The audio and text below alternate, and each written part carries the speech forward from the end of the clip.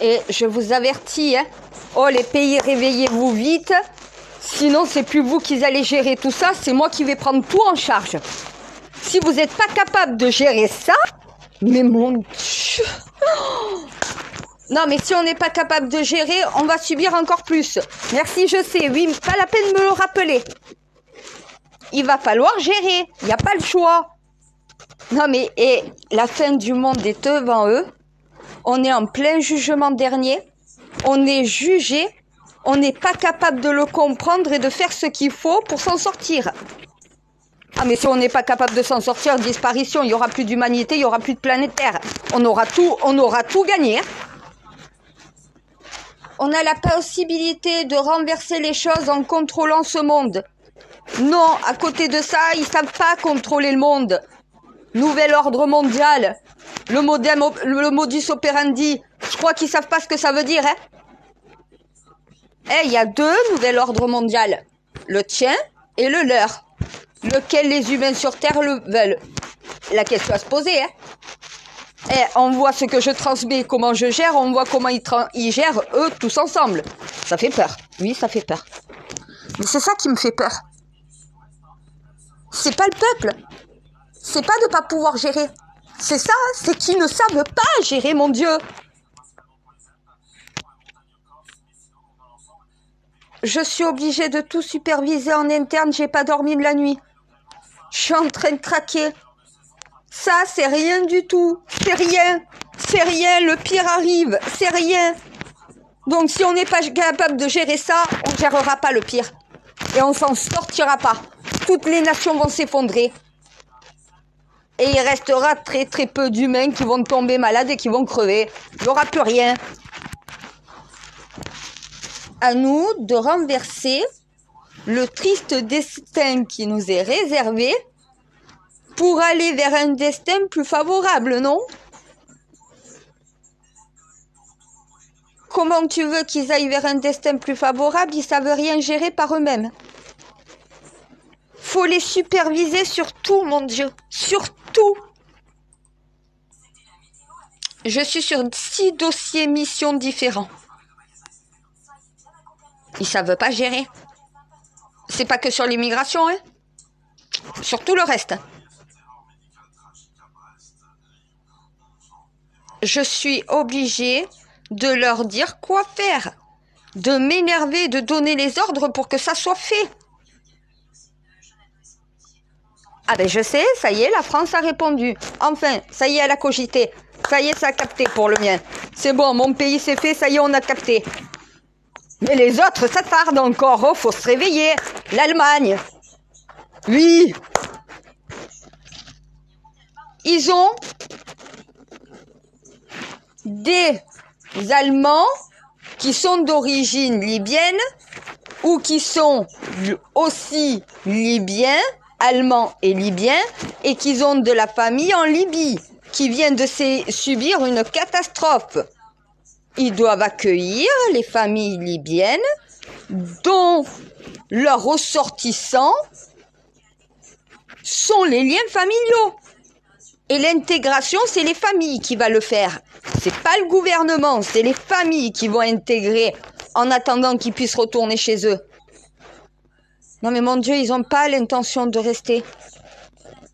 C'est juste qu'il n'y a plus rien là-bas en attendant que ça soit reconstruit où ils vivent. Chez leurs proches, dans leur famille, merci. Oui, mais ils ne captent pas. L'Italie, c'est bon, elle a compris aussi. Et je peux te dire que ma Mélanie, elle est en train de s'arracher les cheveux comme moi. On essaye de faire comprendre à l'Europe, vous voulez l'union des nations? C'est là, c'est maintenant. Elle fait que leur dire, écoutez ce que le Saint Graal dit, chaque fois qu'on ne l'écoute pas, chaque fois on en prend plein la gueule. Si on ne veut pas se retrouver surmergé, il faut faire ce qu'elle dit. Macron et Mélanie ont réussi à s'entendre ensemble et à trouver, à appliquer ce plan-là. Ils sont prêts. Mais les autres pays ne suivent pas. Il y a tous les pays de l'Europe, il y a tous les pays du monde. Les États-Unis ont déjà répondu présent. S'il y a des familles libyennes et des familles marocaines qui ont de la famille chez nous, qui viennent, qui fassent une demande d'asile et on les accepte en priorité. Ça y est, ça capte dans certains pays, et pas dans tous. Non mais là, c'est le monde. C'est l'Union des Nations, c'est pas l'Union européenne, c'est l'Union des Nations, c'est toutes les nations ensemble face à l'adversité. C'est ça que tu leur demandes, on est jugé sur ça. Est-ce qu'on va être capable d'être des humains et de savoir faire passer les gens qui sont vraiment dans l'urgence? Parce que c'est ça l'asile. Et l'asile est mondial, tous les pays doivent prendre leur charge. Et ça va être pareil, un pays comme la Chine qui est en train d'être touché à l'heure actuelle. Ils ne peuvent pas prendre. Ils sont eux-mêmes touchés, ils pourraient même bénéficier du droit d'asile chez nous. Quand tu subis des catastrophes où tu n'as plus rien. Mais c'est aussi ces peuples-là à devoir s'entraider aussi, à devoir s'héberger aussi. Quand tu n'as plus de famille en Libye, que toute ta famille est en Europe ou ailleurs dans le monde, le seul endroit où tu veux aller en attendant de pouvoir retourner dans ton pays et reconstruire la villa familiale, où toutes les personnes qui vivent ailleurs que en Libye pourront revenir pour les vacances et tout, comme ils ont toujours fait. Non, mais ça va être que des situations provisoires. C'est aucune définitive. Ça peut pas être définitif tant que ces 3 plaques ne se sont pas effondrées. J'essaye de leur faire comprendre ça. Tant que ces plaques vont s'effondrer, il va y avoir des vagues migratoires, c'est normal. Il va falloir savoir les gérer. Mettre les moyens immédiatement pour la reconstruction dans les pays pour qu'ils puissent retourner chez eux. Parce qu'il va falloir prendre encore d'autres migrations. Il va falloir que ceux qui viennent s'intègrent. Donc aux familles d'avoir la responsabilité d'intégrer les leurs. Si ça, t'es pas d'accord avec ça, franchement, mon Dieu, je sais pas. Il n'y a rien d'inhumain, il n'y a rien d'horrible. On peut même pas me dire que je suis de gauche, de droite ou de centre, là. Là, c'est toi qui parles. Tu leur dis de faire ça, ils sont même pas capables. Comment tu veux qu'on survive? Mais on est foutu, on est fini. Si ça, on n'arrive pas à le gérer, mais tu t'imagines ce qui va nous arriver encore dans la gueule? Oui, moi, j'en ai conscience. Mais eux, non, a priori. Ça, c'est rien. Il y a 6 fois ça qui va nous arriver dans la gueule dans pas longtemps. Va falloir gérer, va falloir prendre en charge ceux qui sont prioritaires. On ne peut pas prendre toute la misère du monde. Des personnes qui n'ont pas de lien familial chez nous, ça sera plus difficile à intégrer que ceux qui ont déjà des familles qui peuvent les accueillir. C'est de la logique. C'est plus facile d'intégrer dans notre société des personnes âgées, des femmes et des enfants, que d'intégrer des hommes seuls qui viennent pour trouver du travail, qui viennent avec l'espoir d'une vie meilleure, qui n'auront pas. On l'a pas nous-mêmes, cette vie meilleure. Comment vous voulez qu'on leur donne? On peut pas. On peut pas leur donner ce qu'ils espèrent, ce qu'ils désirent. On n'en a pas les moyens, on n'en a pas la possibilité. L'Eldorado qu'on vous a fait espérer, ça n'existe pas. Mais ça, c'est parce qu'après les guerres, on a ouvert les frontières en disant « Venez, venez chez nous, venez travailler, venez reconstruire ». Donc voilà, on a refait partir notre économie, on a refait partir notre industrie. Et après, au final, on n'a pas dit « Non mais l'Eldorado, c'était juste pour relever notre pays. C'était pas pour vous garder toute la vie chez nous. C'était juste en attendant que nous, on puisse en sortir. » La réalité, c'est ça. La France n'aura jamais les couilles pour le dire, donc moi je le dis pour tous les Français. Voilà. Oui, après la guerre, après les guerres, tous les pays les plus développés, c'est ceux qui au final ont fait venir des migrations chez elles pour reconstruire et pour faire repartir l'industrie et le pognon dans le pays. Mais une fois qu'on est reparti, une fois qu'on s'en est sorti, on n'avait plus besoin de ces gens-là. Et on n'a pas su refermer les frontières, on n'a pas su leur dire aussi, on avait juste besoin de vous, maintenant on n'a plus besoin de vous. Et c'est ça le sentiment à l'heure actuelle que certains Français et les autres ressentent. Voilà pourquoi ça fait des divisions. Parce qu'en fait, on leur a fait croire à un Eldorado pour sortir notre pays de la merde. Une fois que notre pays était sorti de la merde, on n'avait plus besoin de ces gens-là. Mais la France n'a jamais eu le courage de l'admettre. On avait besoin de ces gens-là pour sortir notre pays de la merde. Une fois qu'il est sorti de la merde, on n'en avait plus besoin en réalité. Voilà pourquoi les immigrations au fur et à mesure ne sont plus acceptées. On n'est plus un pays en guerre. On n'est pas plus un pays qui sort de la guerre. On est un pays qui s'en est sorti en paix. Mais on a compté sur l'aide de toutes ces migrations quand même. Et ça, on l'oublie. Voilà pourquoi il y a un droit d'asile. Et voilà pourquoi au final, on a un devoir envers d'autres nations dans le monde.